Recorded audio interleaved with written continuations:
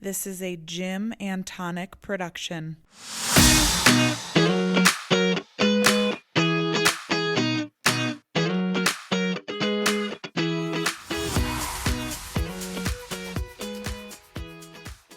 Hi, friends. Thank you all so much for tuning in to another episode of Gym and Tonic. This is episode 5. Unfortunately, Robbie and Jairo couldn't be here today. They are just busy. Turns out it's kind of tough to get 3 people's schedules aligned on a regular basis, especially when you all have full-time jobs or multiple jobs or own a gym or have kids, so it's just me today, but they will be back for the next episode for sure.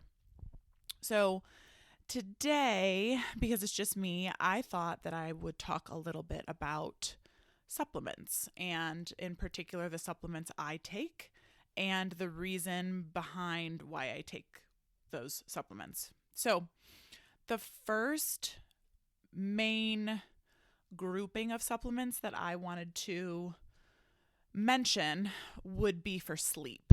And if you know me, you know that I'm not a good sleeper. I've had issues sleeping for a while. I've had some insomnia issues. I have a lot of anxiety, so I have, ruminating thoughts when I go to sleep. And that, keep me awake and keep me from falling asleep. I know some of you are, maybe similar in that way where where you lay your head down on the pillow and immediately you think of everything bad in your life that you've ever done. Like, hey, remember that time when I was 15 years old and I did this stupid thing? Like, it's ridiculous. And that's absolutely my reality. So, I have been pursuing the perfect sleep cocktail for most of my adult life, and I do have some recommendations. Now, this is not going to necessarily mean that you never have another night of poor sleep, certainly, but it can definitely help. I'm also going to talk about just some things that I've done for my quote unquote sleep hygiene practice that have really helped me fall asleep. So first of all, supplements. Okay. So the main supplements, the non-negotiables that I take every single night are magnesium and theanine. Okay. So magnesium, most of you are probably very familiar with that supplement. I don't know if you know exactly what it does, but I'm going to tell you. Magnesium is a fantastic recovery supplement, like muscle recovery. As we know, it's technically an electrolyte, right? So if you're taking electrolyte packets, magnesium is going to be one of the things that electrolyte packet is going to have in it, in addition to potassium, in addition to sodium, etc. So, magnesium helps to repair your muscle tissue, okay? And something that I personally really notice beyond the sleep benefits would be if I don't take magnesium, I'm like training, like I'm running on a consistent basis, my legs, I feel like are never feel recovered. Like I get, and I've always been prone to muscle cramps. Like when I was in high school, you know how they call, those aches and pains that you sometimes get when you're in middle school, high school, they call them like growing pains, right? I had the worst growing pains of anyone I knew. Truly. I mean, it would keep me up at night constantly, just my legs throbbing. And so, I've told doctors this before, and they have said that there are just people that are more prone to that. And I guess I'm one of those people. It's one of those things that I often get as a side effect when I'm taking like a steroid medication or something, is like my legs constantly ache. So anyway, speaking of magnesium, if I don't take magnesium on a regular basis, my legs just constantly ache. So if you ever have that experience, I am telling you, start taking magnesium. It will be a game changer for you. I personally currently take magnesium citrate mainly because you can buy a huge bottle of it at Costco. Huge. And they're gummies and they're orange and they taste really good. So there are different forms of magnesium and different benefits for the different forms. And the one of the benefits of citrate beyond sleep and repairing muscles is going to be if you're ever constipated, that's a really good one to take. I don't necessarily have that issue, although I did start a new medication a few months ago and I was experiencing that for like a very short amount of time. It's kind of resolved itself at this point, but I do think the citrate also helped with that a little bit.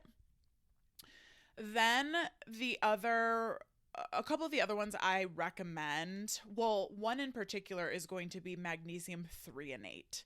And it's a little bit harder to find. Like you may not find that one at your local King Soopers or Wegmans or, whatever grocery store. You may have to go to like Vitamin Cottage, or you may have to order off of VitaCost or something like that. But that one is really good for brain health, and it also specifically helps with sleep.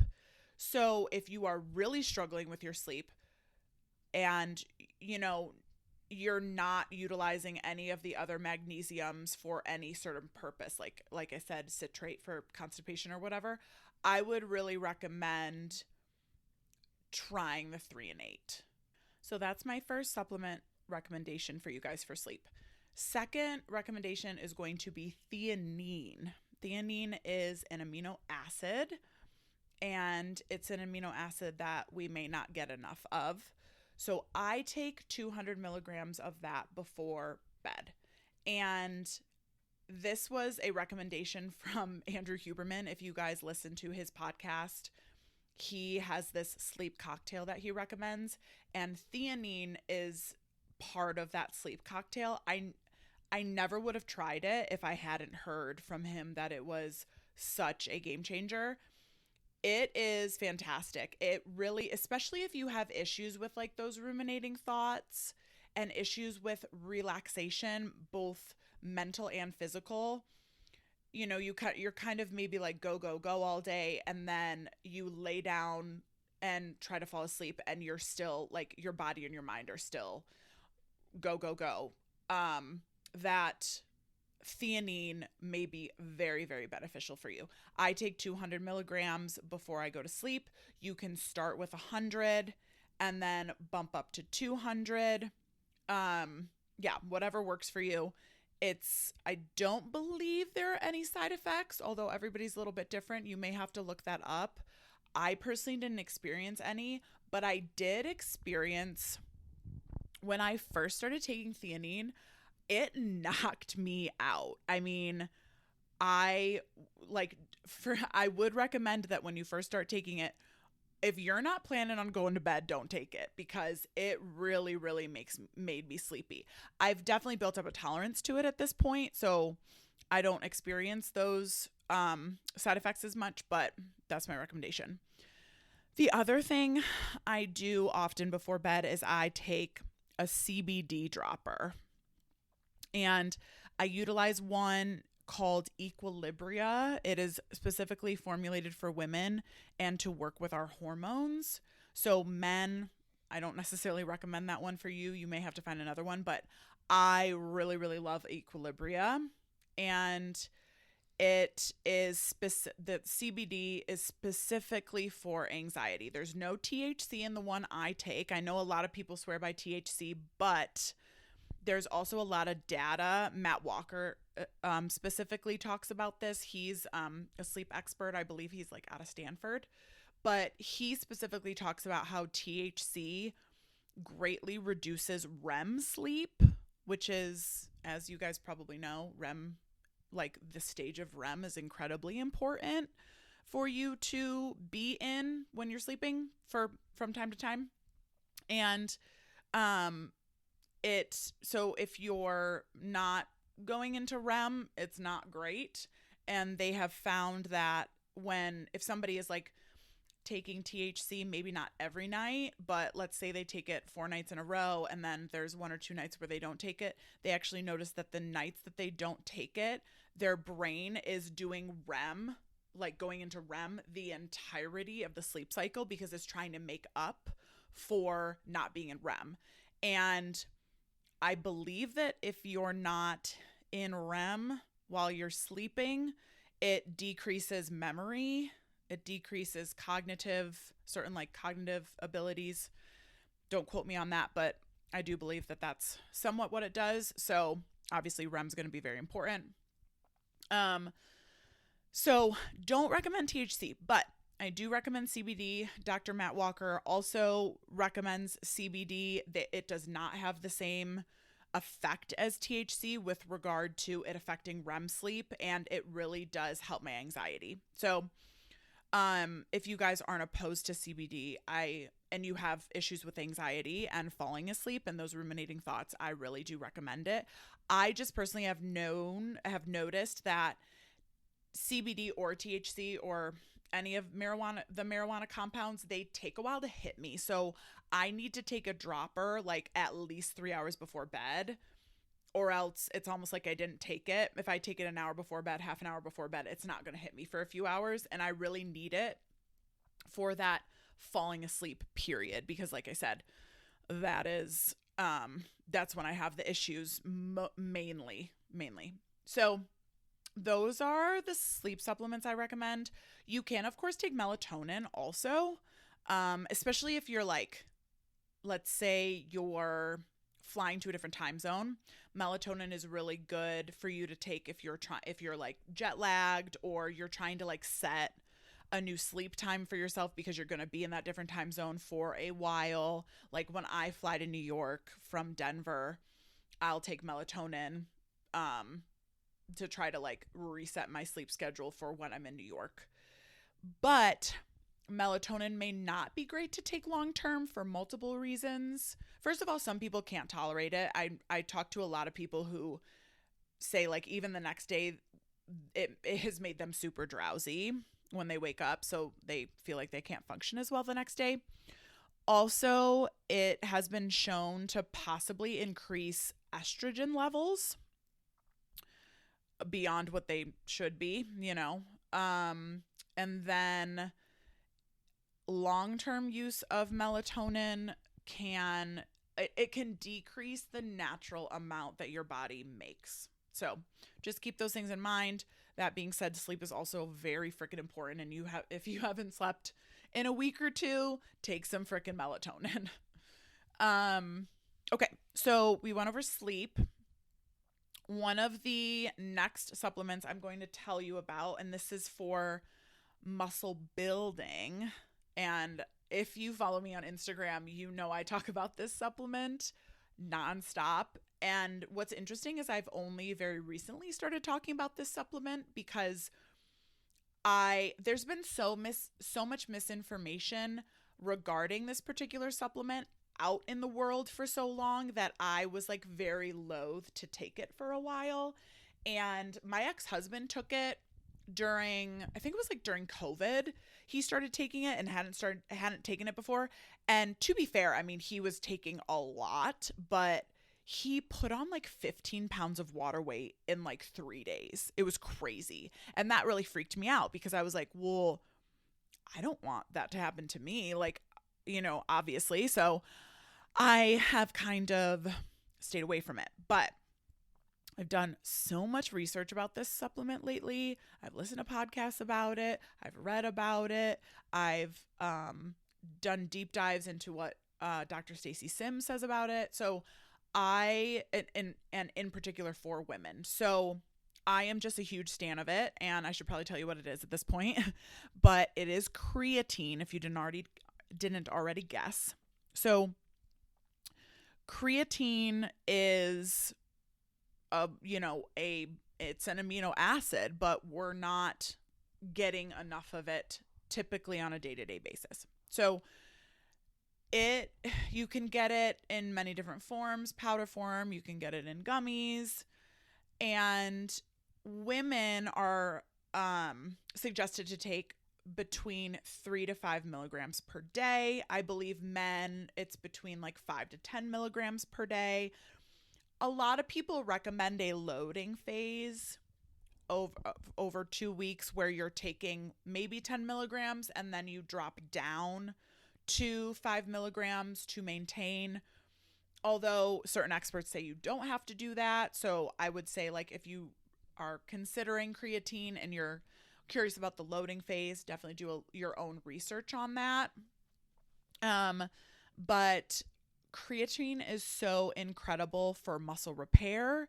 It's incredible for muscle building.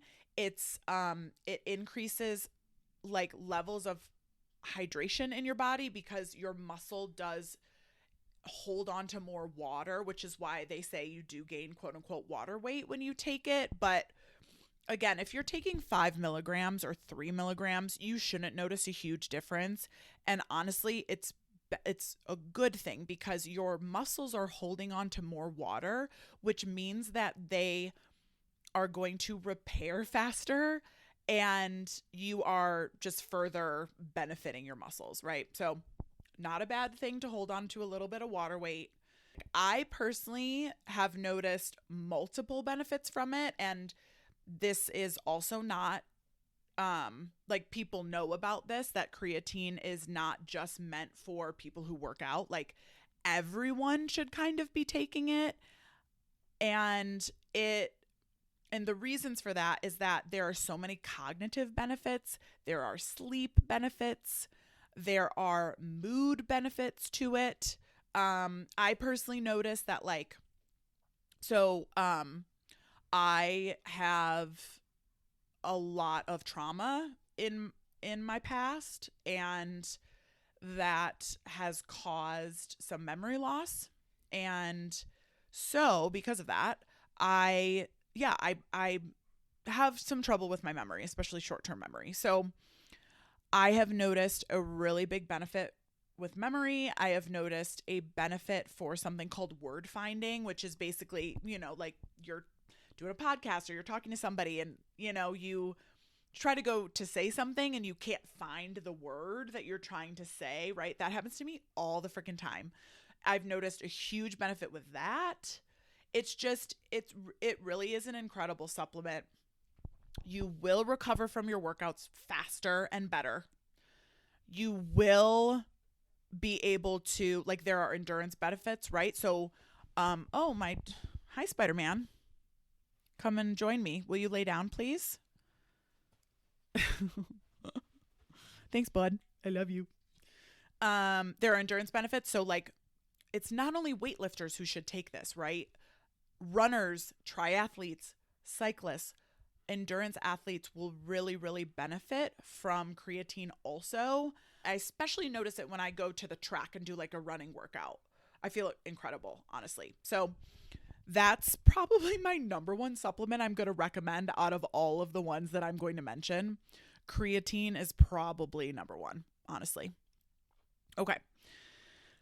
Let's think about what else I take. I take zinc because it helps you not get sick, like it helps your immune system.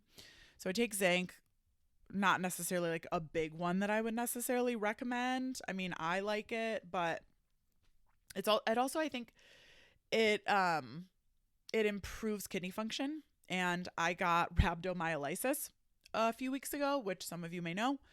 And, it was rough. So I had taken a break from zinc because I've also heard that you can sometimes like overdo zinc, and that's not great either. So I had taken a little break from taking it but I started taking it again when I was having some kidney issues from the rhabdo. And I do think like I started taking it about a week after I got the rhabdo. And I did notice that from that point on, I felt like I started to improve quicker. So I do like zinc. I take fish oil every single day unless I'm eating fish that day, and then I don't worry about it. But omega-3s are incredibly important. We get a lot of omega-6s in our diets, right? So that's going to be more in like seed oils and like, the kind of like the not great oils that you're eating on a regular basis. But you need omega-3s. Those are the omegas that are going to really improve, like they're good for depression. They're good for hormonal health and like the health of your brain and neurotransmitter. I'm not gonna say exactly why because I don't fully understand it, but they are. Okay, so fish oil, that's a great one. Let me think about what else I take. Oh my God. Probably the one of the most important things that I take for myself, and this isn't going to apply to everyone, is iron. I tend to run low on iron. I am typically iron deficient. I found this out a few years ago when I basically had a really, really bad summer of training. I was running incredibly well for a really long time. And then I just all of a sudden, like I would go out for a run and I would feel like absolute dog shit. And I couldn't understand why. Like there just seemed like no rhyme or reason to it. I hadn't really changed anything in my life.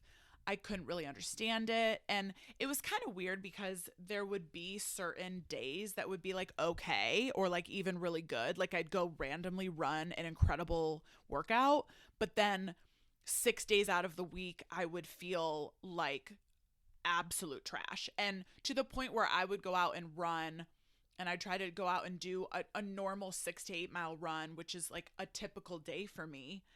And I would cry, like I would start crying because I didn't understand why I was feeling so poorly. So, long story short, I went and got all this blood taken, and I had previously been, and I think at this point in time I was still vegetarian. So at this point in time I had been vegetarian for a few years, probably 3 years, 2.5, 3 years. And I do believe that that's probably one of the main reasons why my iron really tanked. But I also know just from like getting random blood tests throughout my life that my iron has never been good. Like your ferritin there's a range that they give you for ferritin, but it's like, oh God, I don't know, like 14 to like 250, and mine was like a 14, right? But technically, because I was in the range, I would go to a normal doctor, right? Like a PCP or an internist or someone who didn't deal with athletes, and they would be like, oh, you're in the range, you're fine, which was really problematic for me to hear because I'm not a doctor. So the first couple times they told me this, I was like, okay, well, iron's not the culprit yet. But then I started to tell people, like people within the running community, professionals within the running community, I would tell them my ferritin is 14, and they would be like, are you freaking serious? That is so low. You need to be aiming to be in like the 60s or 70s as an athlete, especially as a female athlete who is getting a period every month, and a female athlete who is a runner who so if you know anything about iron deficiency in runners, it's a little bit more common for us because we go through something called foot strike hemolysis, and I may be pronouncing that wrong, but basically every time our feet make impact with the ground, your blood vessels like sometimes burst, right? You get little like bursts of capillaries and stuff in your feet, and that releases blood into your body. And so it kills red blood cells, right? So we have a greater chance of ending up with iron deficiency due to foot strike hemolysis. And then also on top of that, we live at altitude. So if you live at altitude, your blood needs to be really good at carrying oxygen because you're going to need that oxygen more than people who live at sea level, right? So for all of these reasons, these doctors should have recognized that a ferritin level of 14 was no bueno, but they didn't. But anyway, so I say all that to say that I take an iron supplement, and I take it about every other day. I do now also cook in cast iron, and I also eat meat. I don't eat a lot of red meat, to be fair, so I do still take iron because, like I said, I run low in general. I have some food allergies, and so historically, doctors before, like gastroenterologists, have told me that I have some absorption issues because I'm celiac, and so I was eating gluten for a very long time because I didn't know. Mary Jane, come over here, please. Well, this pillow does say reserved for the dog, so I guess this is appropriate, but okay. So because I ate gluten for so long, I think I had some like leaky gut issues where I wasn't absorbing nutrients for a while. So I was having like B12 issues where my B12 was incredibly low. My iron was very low. I had omega issues. I had a lot of like vitamin and mineral deficiencies. So, I still take iron even though I'm eating meat and I cook in cast iron. And I'm going to tell you what supplement I take, like what brand, because all irons are not created equal. And honestly, I just want to put out there today that not all supplements, not all brands of all types of vitamins and minerals are created equal. There are a lot of really bad ones out there. I would go so far as to say that most of the vitamins and minerals that they are selling in like King Soopers, in Safeway, in Walgreens, they're not great brands. Like what's one of the most popular ones? It's like Nature's Way. And then there's one that's like Nature's Bounty or something. Those ones, not great. Especially when we're talking about iron, and especially when we're talking about things like fish oil. So you really want to make sure that you are getting good quality supplements, and that may mean spending a little bit more money. But wouldn't you rather spend more money on something that's actually going to work than spend money on something that's not going to work? Like you're basically just throwing your money away, right? Especially if you have like a real problem. If you actually have anemia or iron deficiency, you need to be taking a good supplement. And I will tell you that I was supplementing with a bad brand of iron for a long time. And so anyway, I find out my ferritin is 14. I start supplementing with a certain brand that I'm not going to name. And like 6 months or 9 months later, I got a recheck and my ferritin had gone up to like 19 or 20. Like it was not doing what it was supposed to be doing. So I am going to recommend 2 supplements that I have been recommended by dietitians, and I now take one of them and I have had great results. So the first one is Hemaplex, and that is what I take. It is absolutely fantastic. The last time I checked my iron, it was in the 60s after taking this supplement, after switching from the last supplement to taking this one. The absorption rate for this supplement is incredible. Don't take iron. You're not supposed to take it with milk. Like don't take it around a bunch of dairy, milk or whatever. And then don't take it with coffee. Both of those things are going to affect the level of absorption. It is beneficial, however, to take it after exercise. So like post run if you're a runner, is a really good time. And I guess the window is about 2 hours. So 2 hours post run is a really good time to take your iron, for absorption purposes. So keep that in mind if you need some iron. Yeah. Okay. And then the last supplement I take is vitamin D. And that is because I live in a state that has a winter and I'm not outside all the time all winter long. In the summer, I greatly reduce my amount of vitamin D that I take because I am out in the sun most every day. And I don't have as many clothes on, right? So that's the other thing is you have to consider if you like, is your skin absorbing some of this, like the vitamin D from the sun? If you're out there in a parka and like a snowsuit every day, you're not absorbing vitamin D, right? And vitamin D is so very important for so many things. It's a really good mood booster. It helps with absorption of many different vitamins and minerals, including calcium, including iron. And so like it's, you know, it's truly, if you're not getting enough vitamin D, it can be really problematic. And I have gotten blood tests that have said my vitamin D is extraordinarily low. I have also gotten blood tests where it's been high.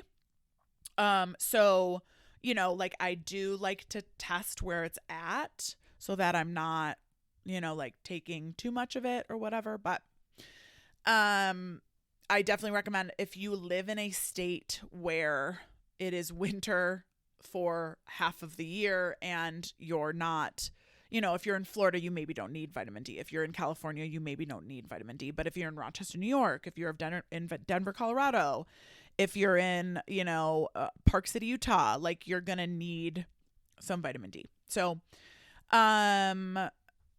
let's see, like if I'm thinking about, so those are the supplements I take. I thought I would also include some information about other supplements that people often ask me about. So just preemptively, I'm going to include info about them. And that's going to be, I'm going to talk about specifically BCAAs and protein powder. I know BCAAs don't seem to be, oh, and I can also talk about pre-workout too, but I know that BCAAs are not as popular as they used to be. At least I feel that way because I don't know as many people who take them. But BCAAs stand for branch chain amino acids. And basically the idea is as soon as you're done working out, you like drink a BCAA drink immediately just to like replenish the like amino acids that you've lost and been working out during that workout, right? Like just like a quick, it's kind of along the same lines as like people who finish working out and they chug a protein shake right afterwards, right? So that's kind of what you're getting at with the BCAAs. It's a really quick replenishment post-workout. Do I think they're necessary? No. Do I think they can be used properly if you're maybe not going to be getting a meal right away after a workout? Sure, absolutely. They are expensive. I don't personally use them. I'm kind of the idea of like, I'm going to bring a granola bar or a banana or something for after a run. I also, for that same reason, I don't personally drink a lot of protein shakes because I tend to eat like a quick snack or a meal. Like protein shakes are not mandatory by any means. Are they? Here's what I think about protein shakes. Are they a useful tool? Absolutely. If you're not getting to a full meal for a while after your workout, chug a protein shake. I think that's fine. I think that's absolutely fine, right? There used to be kind of a school of thought that like the quicker that you can get that, you know, that protein shake in, the better. That's not necessarily always true, especially for men. Men have like a greater window for post-workout fueling. Women do need to get something within half an hour, so it might be a good idea for us. But I also am like a big fan of real food. Like that's just how I feel. Again, protein powder can be really expensive. So it's kind of up to you if you really like the taste of it, if you like the convenience of it, if you like the quickness of it, do it. Go for it, But it is certainly not the end all be all by any means. Also, I would look out for the type of protein that you're eating. There's a lot of them with a lot of fillers, a lot of sugar that aren't necessarily going to support your goals and your gains, right? Do I drink protein shakes sometimes? Absolutely. Especially more during the summer because I enjoy a smoothie more. I'm definitely not the type of gal that just puts protein powder in water and shakes it up and chugs it. Like, that's just not my vibe. I can't tolerate whey protein powders because they're rough on my stomach. So I do the vegan ones, and the vegan like pea protein ones, they're just not as good. And so in a glass of water, like, no thanks. I need to be mixing it in a smoothie with like milk and fruit and yogurt and, almond butter or whatever. So that's my take on protein powders. If you want them, if you want to eat them, eat them. If you don't. And then, pre-workout. So I don't know a ton about different pre-workouts. I obviously know the inclination toward taking them is to get yourself feeling motivated, feeling pumped up, giving you a little burst of energy pre-workout. That's fine. I personally, again, like, all of these supplements are going to cost money, right? So we don't want to just be throwing our money at the wall for buying, anything and everything because Susie down the road told you to. I definitely think that it's important to consider the benefit of said supplement and whether it is worth it to throw your money at it, right? Like, is this really going to help me? Is this going to fuel my goals, my gains, etc.? So I personally don't take pre-workout. I am a fan of caffeine, right? Like, aka like a cup of coffee. And I don't even do energy drinks. Like, I don't do C4. I don't do Rain. I don't do any of the energy drinks. I just will do like half a cup of coffee. And I'm very caffeine sensitive, so also keep that in mind. Like, I won't even do a full cup of coffee typically unless I'm giving myself a couple hours before I run, because it can almost do the opposite and it makes me like feel a little sleepy and a little lightheaded because it actually makes me go a little hypoglycemic, which can happen sometimes to people. So, but I personally, like, if I need a pick me up and I need a little bit of like motivation before my workout, I'm gonna drink half a cup of coffee. I'm not gonna take pre-workout. If you want to do it, go for it. Again, I personally don't love to take things that are full of fillers, full of like synthetic bullshit, full of dyes. And I know a lot of those pre-workouts are. So just keep that in mind. Like, if you're like me and you're kind of a stickler about the things you put in your body, keep that in mind. But I know a lot of people who, they work a full day and then they're exhausted after work and they're like, shit, I still have to go to the gym and put an hour in the gym. And they're like, I'm going to take some pre-workout. Go for it. It would keep me up all night if I did that after work, but I'm not you. So yeah. That's my take on all of those workout related supplements. So, I feel like I've talked about everything I wanted to talk about. Please, if you have any questions about these supplements, please ask. Please leave them in the comments on YouTube or Spotify or Apple or on Instagram. Come and find me or any of the guys on Instagram. We're more than happy to chat about supplements. I personally use a creatine called Gains in Bulk. If you follow me on Instagram, I have it linked in my story highlights. It's under discount codes. Use that. If you're wanting to try creatine, it is truly the best one I've taken, and my code gets you a discount, so you can try it at a discount, try a month of it, see if you like it. Yeah. So thanks for hanging out with me today, and we will see you guys in 2 weeks.